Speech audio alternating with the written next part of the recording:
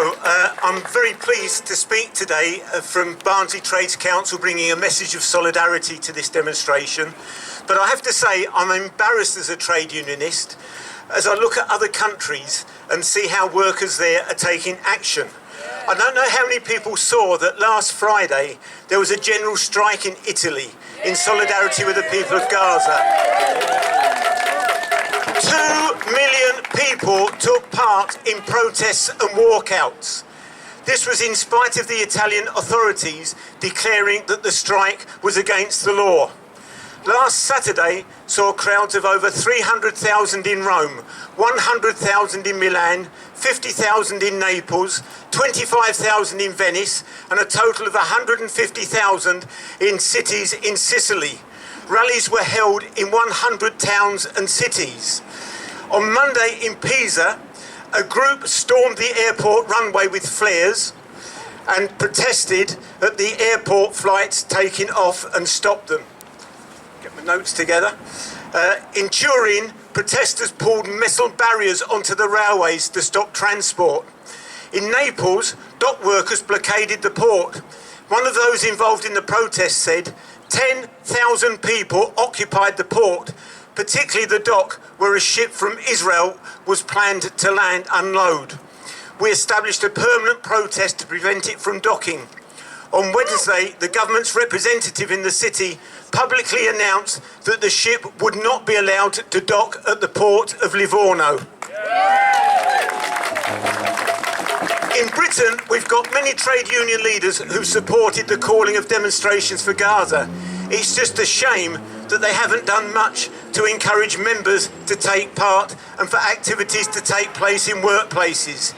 In spite of that, we can be proud that we've seen the largest, most sustained series of protests in our history.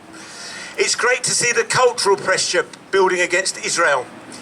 On September 14th, about 100,000 pro-Palestinian demonstrators forced the final stage of the Vuelta a España cycling race in the Spanish capital to be halted because the Israel Premier Tech team was competing.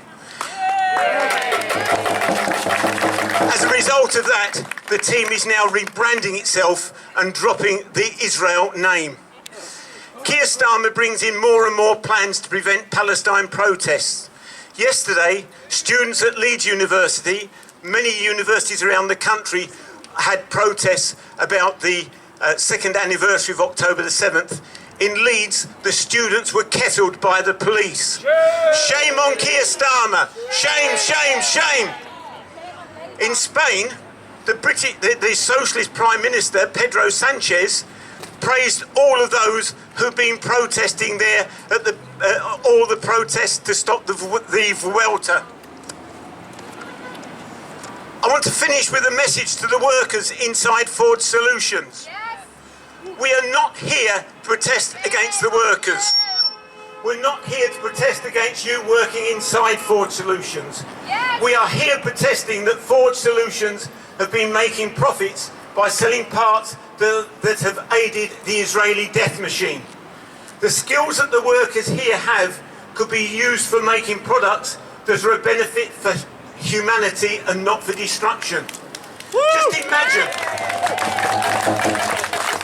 Just imagine if instead of making parts for F-35s, the workers here were producing artificial limbs that could be sent out to all those in Gaza who've lost their limbs. Imagine how wonderful it would be if surgical instruments were being made here and sent out to the hospitals in Gaza that have lost everything instead of making war components. And imagine how wonderful it would be if the skills these workers have were used for making the green energy devices that we need to stop climate chaos.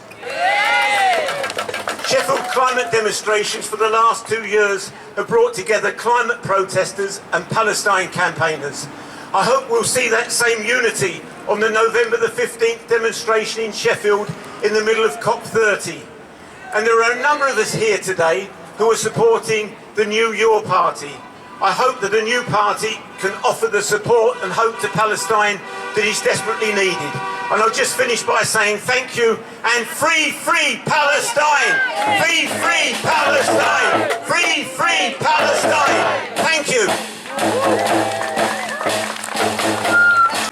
it's not just complicit, they're active participants. They're arming the war machine.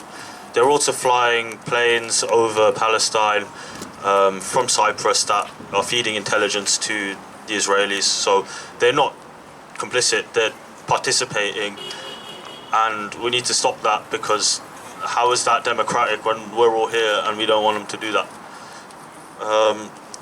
Now for some words from a Palestinian friend and activist who will speak about the Palestinian perspective, a Palestinian perspective.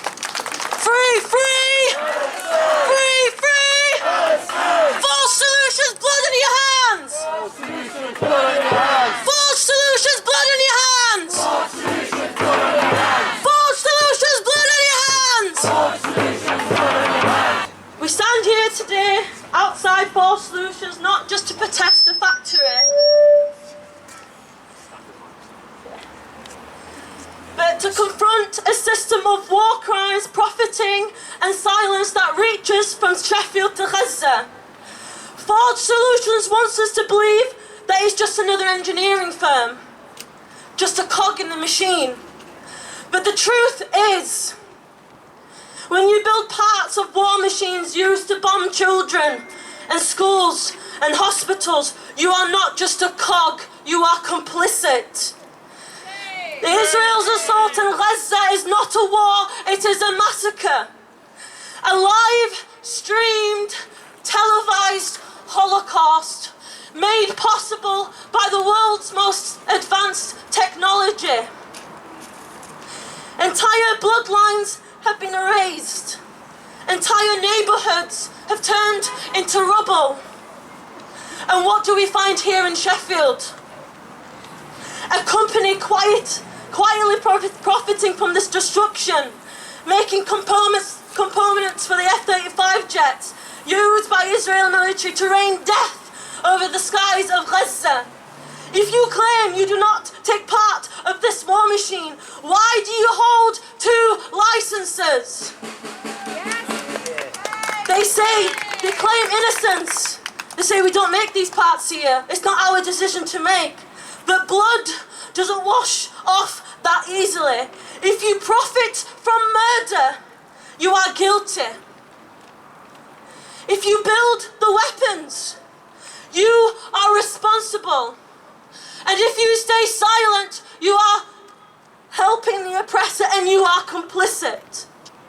Because when a population is trapped and starved and bombed and dehumanized in every way possible, when civilian life is escalated and erased by high-tech weaponry, this is genocide. We are not here to debate it. We are here to resist it. This is not just about one company. This is about a supply chain of violence. This is about our UK government and its enabling genocidal, allowing export license to Israel while claiming to support peace. Shame on you, Keir Starmer, and your genocidal enabling government, allowing this to continue. We demand an immediate end to arms exports to Israel. No more export licenses. No more business as usual, and no more complicity. To the workers inside False Solution, we do not condemn you, but we call on you. No one should have to choose between a paycheck and their conscience. But history will remember what side you are on. Yes. It's never too late to refuse complicity. And to False Solutions, we will not let your crimes stay hidden behind fences and press releases. You may deny it, you may deflect it, but we will expose you, we will blockade you, we will shut you down.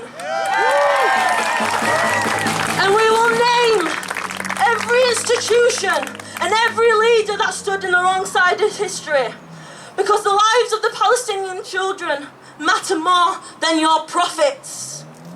Silence is betrayal. Resistance is duty. From Sheffield to Gaza, we will not stop until the bombs have stopped. And we will continue to say in your honor, glory to our martyrs and victory to the resistance. No